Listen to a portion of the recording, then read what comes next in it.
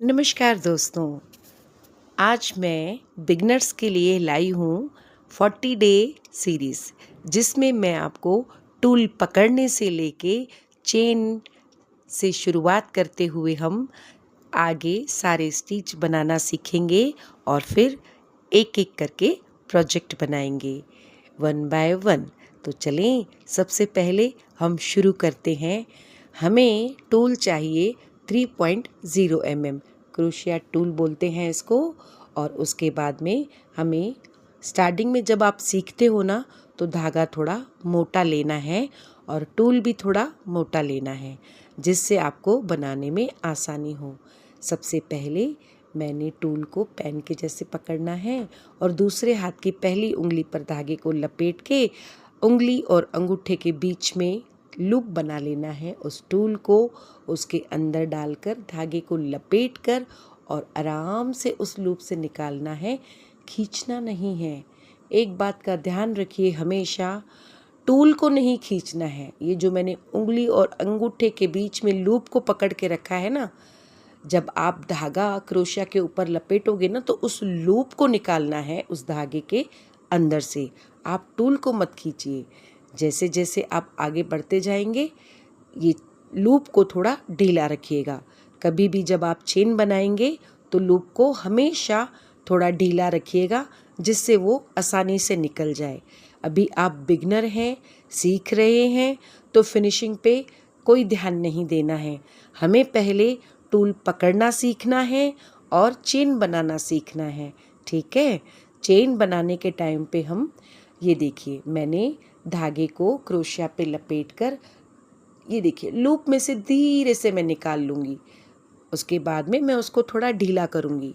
यही प्रक्रिया दोहराते हुए हम लोग इस चेन को कंप्लीट करेंगे। आज हम 2 स्टिचेस सीखेंगे, एक चेन स्टिच, एक स्लिप स्टिच। अभी मैंने आपको ये चेन स्टिच सिखाई है।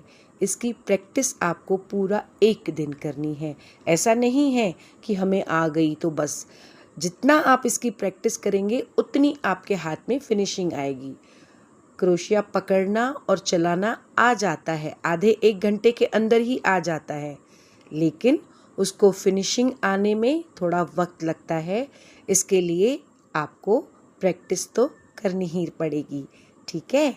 चेन की प्रैक्टिस पूरा दिन करिए। उसके बाद में जैसे आपको लगे कि अब एकदम अच्छी एक्यूरेट एक जैसी बन रही है, उसके बाद में हम स्लिप स्टिच बनाएंगे, ठीक है। हमने आज 2 स्टिचेस बनानी है, स्लिप स्टिच और चेन स्टिच। तो चलें, अब हम स्लिप स्टिच शुरू करते हैं।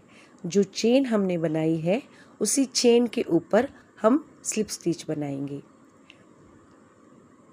तब तक आप लोग जल्दी से मुझे सब्सक्राइब कर लीजिए।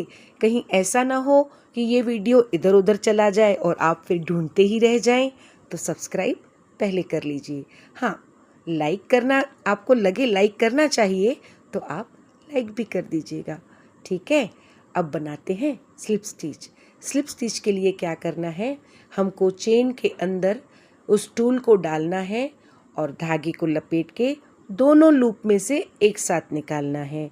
हमने स्टार्टिंग में एक चेन छोड़ी है, दूसरी चेन के अंदर हमने क्रॉस स्टिच हुक को डाला है, फिर धागे को उसके ऊपर लपेट के दोनों लूप में से एक साथ उस धागे को निकालना है। याद रखिए, पहले टूल पर, क्रोशिया पर धागे को लपेटना नहीं है। पहले हमें चेन के अंदर डालना है, फिर हमें लपेटकर दोनों लूप में से एक साथ निकाल लेना है। इसे हम स्लिप स्टिच बोलते हैं। तो चलें, आज आप ये 2 स्टिचेस की प्रैक्टिस करें और कल मैं आप लोगों के लिए दूसरी स्टिचेस ला रही हूँ। तब तक बने रहें मेरे वीडियो के साथ। Bye bye, take care.